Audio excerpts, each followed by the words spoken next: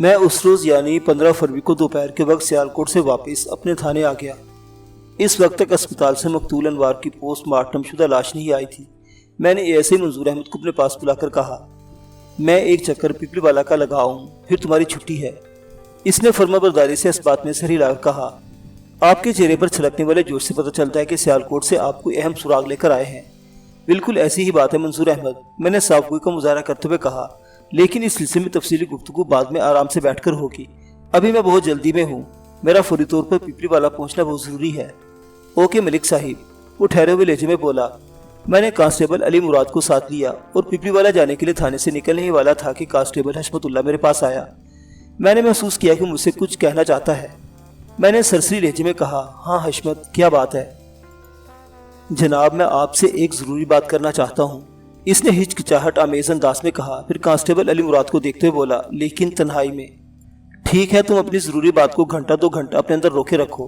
میں نے علی مراد کے ساتھ آگے بڑھتے ہوئے کہا، میں پیپلی والا سے واپس آنے کے بعد تمہاری رام کہانی سنوں گا، اوکے؟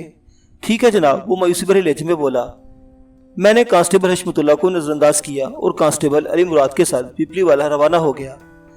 صدیق اینڈ کمپنی نے میرے چہرے سے چھلکنے والے دبے دبے جوش کو محسوس کر لیا تھا۔ طفیل نے مجھ سے پوچھا، تھانے دار صاحب، لگتا ہے آپ نے انوار کے قاتل کا سراغ لگا لیا ہے؟ ہاں، تمہارا اندازہ بالکل درست ہے طفیل، میں نے اس بات میں جواب دیا، اور آج کا سورج غروب ہونے سے پہلے میں قاتل تک رسائی بھی حاصل کر لوں گا۔ میں عام طور پر اس قسم کے دعوے کرنے کا عادی نہیں ہوں، لیکن پتہ نہیں میں اس وقت کس کیفیت میں تھا کہ ایسی وثوقی بات کہہ دی۔ حالانکہ قاتل کے حوالے سے ابھی تک میرا ذہن بھی کلیئر نہیں تھا۔ ہو سکتا ہے میرے کہے ہوئے الفاظ میں بھی قدرت کی کوئی مصلحت ہو۔ میرا یہ ایمان ہے کہ اللہ کی مرضی کے بغیر کچھ نہیں ہو سکتا، اور کائنات میں رونما ہونے والی ہر ایک چھوٹی بڑی جنبش میں اس کی کوئی نہ کوئی مصلحت چھپی ہوتی ہے۔ یہ الگ بات ہے کہ عام انسان اس کی مصلحتوں کو سمجھ نہیں پاتا اور الجھا رہتا ہے۔ میں نے یہاں پر عام انسانوں کا حوالہ دیا ہے۔ جو لوگ اللہ کے دوست ہیں وہ ان کی منشا اور رضا سے بخوبی واقف ہوتے ہیں۔ آپ میرے اس یقین سے اتفاق کریں یا نہ کریں، اس سے کوئی فرق البتہ پڑتا نہیں۔ میرے دعوے میں چھپی خوشخبری نے ان تینوں کو چونکنے پر مجبور کر دیا۔ اللہ رکھی نے اضطراری لہجے میں پوچھا، تھانے دار جی، وہ کمزاد شیطان کی اولاد کون ہے جس نے میرے جوان بیٹی کی جان لے لی؟ ابھی تک میں قاتل کے نام تک نہیں پہنچا ہوں، میں نے تسلی امیز انداز میں کہا، لیکن شام تک انشاءاللہ اس سلسلے میں مجھے ضرور کامیابی ہوگی۔ اللہ آپ کی زبان مبارک کرے، صدیق نے کمزور آواز میں کہا۔ پھر پوچھا، جناب، کیا آپ کا اشارہ اسی گھنگریالے بالوں والے بندے کی طرف ہے؟ ہاں، وہ بھی انوار کا قاتل ہو سکتا ہے، میں نے خیال افروز لہجے میں کہا، اور کوئی دوسرا بھی۔ اصل بندے تک پہنچنے کے لیے مجھے آپ لوگوں کے سچے تعاون کی ضرورت ہے۔ تھانے دار جی، اللہ رکھی مجھ سے مخاطب ہوتے ہوئے بولی، ہم تو آپ کے ساتھ سچا اور خالص تعاون ہی کر رہے ہیں۔ میں نے اللہ رکھی کو اس والد کی باڑ پر رکھ لیا۔ اللہ رکھی، تم نے کل رات بڑے اعتماد سے کہا تھا کہ آج جب میں پیپلی والا آؤں گا تم یہ معلوم کر کے رکھو گی کہ کس شہر میں کون سی رے نام کی لڑکی رہنے آئی ہے یا رہنے کے لیے آنے والی ہے۔ اس کام کا کیا ہوا؟ میں نے وہ کر دیا ہے جی، وہ فخری انداز میں بولی۔ مطلب یہ کہ تمہیں پتہ چل گیا ہے؟ میں نے چونک کر اس کو دیکھتے ہوئے پوچھا، وہ رے لڑکی کون ہے اور کس گھر میں رہنے آئی ہوئی ہے؟ میں نے ابھی تک ان تینوں کو اپنے سیالکوٹ والی کامیابی کی ہوا نہیں لگنے دی تھی۔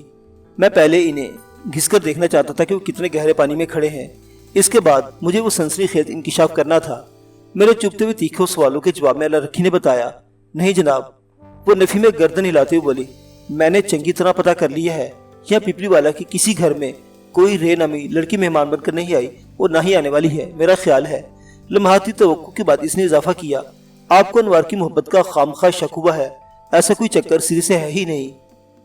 میں نے اللہ رکھی کے خیال کو یکسر نظر انداز کرتے ہوئے کڑے لہجے میں پوچھا، کیا تمہاری تحقیق و تفتیش نے اپنے پڑوس کے دروازے پر بھی دستک دی تھی؟ جی، کیا مطلب؟ وہ متذبذب انداز میں مجھے دیکھنے لگی۔ دھماکہ کرنے کا وقت آ گیا تھا، لہٰذا میں نے سرسراتے ہوئے لہجے میں کہا، مطلب یہ کہ کیا تم نے اپنی پڑوسن مختارہ بی بی سے بھی رے کے بارے میں پوچھا ہے؟ نہیں جی، اس کا تو مجھے دھیان ہی نہیں رہا، وہ خجالت امیز انداز میں بولی۔ میں نے کہا، ایسی ہی صورتحال کے لیے کہا جاتا ہے چراغ تلے اندھیرا۔ صدیق نے تشویش بھرے لہجے میں استفسار کیا، تھانے دار جی، ہماری پڑوسن مختارہ کو کیا ہوا ہے؟ مختارہ کو تو کچھ نہیں ہوا، لیکن اس کی بہن کو، بلکہ اس کی بھانجی روزینہ اور فروزی کو بہت کچھ ہونے والا ہے۔ میں نے ایک ایک لفظ پر زور دیتے ہوئے کہا، پھر اللہ رکھی کی آنکھوں میں جھانکتے ہوئے پوچھا، کیا یہ سچ ہے کہ مختارہ کی ایک بہن ادھر محلہ بختے والا میں رہتی ہے؟ وہ تھوک نگلتے ہوئے بولی، جی یہ بات سچ ہے، اور اس بات میں بھی کسی شک و شبے کی گنجائش نہیں کہ مختارہ کی بھانجی روزینہ اور فروزی عرف رے گاہے بگاہے اپنی خالہ کے گھر پیپلی والا میں رہنے آتی ہے۔ میں نے اسپاٹ لہجے میں کہا، और ये भी इत्तेफाक है कि इन्हीं दिनों अनवार भी कारखाने से छुट्टी लेकर यहाँ चला आता है। तो अल्लाह रखी एक ही लफ्ज की तकरार करने के बाद सनसनीखेज नजर से मुझे देखने लगी। मैंने भी इसी के अंदाज में जवाब दिया, जी जी जी। यहाँ इतना कुछ होता रहा और हमें पता नहीं चला। सिद्दीक ने हद दर्जा हैरत का इजहार करते हुए कहा, वो इसलिए पता नहीं चला कि तुम लोग उल्लू के पट्टे हो। मैंने तलखी से कहा, तुम लोगों की नाक के नीचे सब कुछ होता रहा और तुम्हें कोई खबर ही नहीं, तुम अंधे और गूंगे बने रहे। मैंने थोड़ा वक्फा देकर एक सुकूनावर सांस खारिज की, फिर इजाफा करते हुए कहा, मुझे अनवार के दोस्त रूममेट सफदर वजीराबादी की जुबानी हकीकत का पता चल गया है। मैं बख्ते वाला में मुख्तारा की बहन के घर का दरवाजा खटखटाऊंगा, फिर रोजी मेरे सामने होगी। रोजी जब मेरे काबू में आ जाएगी तो फिर इसकी जुबान से गुलवाने में मुझे किसी दिक्कत का सामना नहीं रहेगा कि इसने खत लिखकर अनवार को पीपी वाला बुलाया था तो खुद यहाँ क्यों नहीं पहुंची, और ये कि इनकी मोहब्बत से कौन जलता था, कौन था अनवार का दुश्मन। थोड़ी देर पहले जब अल्लाह रखी ने मुझे अपनी कारकर्दगी की आगाह किया था तो इसने ये भी बताया था कि इसके पड़ोस में अभी रोजी रहने के लिए नहीं आई हुई। यह इंकिशाफ इसने मेरी डांट के नतीजे में किया था कि इन्हें अपने पड़ोस की भी खबर नहीं। बच्चा बगल में, ढंढोरा शहर में और चिराग तले अंधेरा की मिसालें भी मैंने ही दी थी। वो तीनों उलझन ज़दा और तशवीश भरी नजरों से मुझे देखते रहे। मैंने बारी बारी इन तीनों के चेहरों का जायजा लिया, फिर सरसराते हुए लहजे में पूछा, मुख्तारा की बहन और भांजी रे के घर का पता मालूम करने के लिए मुझे तुम्हारे पड़ोस का दरवाजा खटखटाना पड़ेगा या तुम में से कोई रोजी के घर से वाकिफ है? मैं बताती हूँ जी। अल्लाह रखी जल्दी से बोली, मुख्तारा की बहन सुल्ताना बीबी बख्ते वाला में गेब के करीब रहती है। उधर मस्जिद वाली गली में इसका घर है। रोजी के बाप का नाम यूसुफ अली है। यूसुफ ने इसी इलाके में आरा मशीन लगा रखी है। रोजी इनकी इकलौती लड़की है। अगर आप गैप बख्ते वाला के एक मखसूस हिस्से का नाम पर पहुंचकर किसी से भी यूसुफ आरे वाला के बारे में पूछेंगे तो सीधा आपको इसके घर तक पहुंचा देगा। मस्जिद वाली गली में ये सारी तफसील मुझे सुल्ताना ने बताई थी। वो जब भी अपनी बहन मुख्तारा से मिलने आती थी तो हमारे घर में भी इसका आना होता था। मेरे घर में तो रोजी भी आया करती, लेकिन मुझे क्या पता था कि इसने अफसोस भरे मायनेखेज अंदाज में जुमला अधूरा छोड़ा। मैंने जल्दी से कहा, अल्लाह रखी कमान से निकला हुआ तीर, जुबान से अदा होने वाले अल्फाज और गुजरा हुआ वक्त कभी वापस नहीं आया करता। इसलिए पिछताने या इज़हार अफसोस करने का कोई फायदा नहीं। देखना यह है कि अब आगे क्या होगा। आप लोगों के लिए मेरा एक मशवरा है। वो तीनों सवालिया नजरों से मुझे देखने लगे। मैंने ठहरे हुए लहजे में कहा, रोजी इस वक्त अपनी खाला के घर में मौजूद नहीं। मैं यहाँ से सीधा बख्ते वाला जा रहा हूँ, यूसुफ आरे वाले के घर। जब तक मैं वहाँ अपनी कार्रवाई मुकम्मल न कर लूँ आप अपने पड़ोसियों को मेरे मिशन की हवा भी नहीं लगने देंगे। मेरी बात समझ में आ रही है ना? इन तीनों ने बड़े भरपूर अंदाज में अपने सर को इस्बाती जुम्बश दी। मैं जाने के लिए उठकर खड़ा हो गया। सिद्दीक ने हसरत भरी नजर से मुझे देखते हुए पूछा, अनवार की लाश आज हमें मिल जाएगी ना? यह सवाल मुझसे भी 2-3 मरतबा पहले भी पूछ चुका था। वो जिस सदमे से गुजर रहा था इसका तकाजा यही था कि वो अगर 100 मरतबा भी मुझसे ये सवाल करे तो मुझे जवाब देना चाहिए। मैंने ठहरे हुए तसल्ली अमेज़ लहजे में कहा, मुझे पूरी उम्मीद है कि शाम से पहले पहले अस्पताल वाले अनवार की लाश को थाने पहुंचा देंगे। मैं तुम्हारे भाई तुफैल को अपने साथ लेकर जा रहा हूँ।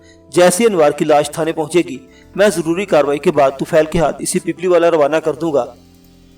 इनके साथ मैं अपने दोस्त थाने की सिपाही भी भेज दूंगा ताकि रास्ते में कोई मसला पैदा ना हो।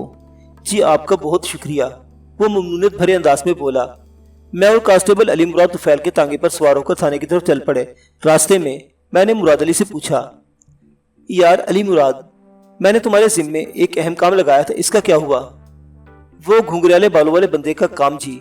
हाँ, मैं इसी नामालूम नामुराद की बात कर रहा हूँ। मैंने आसपास के इलाके की रिसर्च मुकम्मल कर ली है जनाब, अली मुराद ने फखरे लहजे में बताया। मैं अभी तक घुंघराले बालों वाले 2 अफराद को ढूंढ पाया हूँ जनाब। कौन है वो दोनों? मैंने पुरिश्ताक लहजे में पूछा। एक का नाम एहसान और दूसरे का मुश्ताक उर्फ मुश्ताका है जी, अली मुराद ने जवाब दिया। मैंने पूछा, ये दोनों करते क्या हैं और इनके घर किस तरफ हैं? एहसान तो जनाब बर्फ वाले कारखाने में काम करता है, अली मुराद ने बताया। इसका घर सब्जी मंडी के करीब है, थाने के उस तरफ। इसने मगरब की सम्मत इशारा किया, फिर अपनी बात मुकम्मल करते हुए कहा, और मुश्ताका गेब के पास मस्जिद वाली गली में रहता है। मैं उछल पड़ा। थोड़ी देर पहले सदीक के घर में गेब और मस्जिद वाली गली का खासा जिक्र हुआ था और ये जिक्र रोजी के हवाले से था। इसका मतलब था इस केस की कड़ियां एक एक करके आपस में मिलने लगी थी। मुश्ताका घुंघराले बालों वाला और रोजी में कोई ताल्लुक यकीनन हो सकता था। अगर मैं गैप को मरकज़ निगाह बनाकर केस का गैप भर डालता तो कातिल की गर्दन मेरी मजबूत गिरफ्त में आ सकती थी। मैंने सनसनी खेज लहजे में अली मुराद से कहा, अली मुराद, इस मुश्ताका के बारे में तुम्हारी रिसर्च मजीद क्या कहती है? जनाब, इसने ठहरे हुए अंदाज में जवाब दिया, मुश्ताक उर्फ मुश्ताका मस्जिद के इमाम साहिब का बेटा है जनाब। وہ اپنی ماں کے ساتھ والی گلی میں رہتا ہے۔ مشتاقہ کوئی کام دام نہیں کرتا، اکثر آوارہ گھومتا نظر آتا ہے۔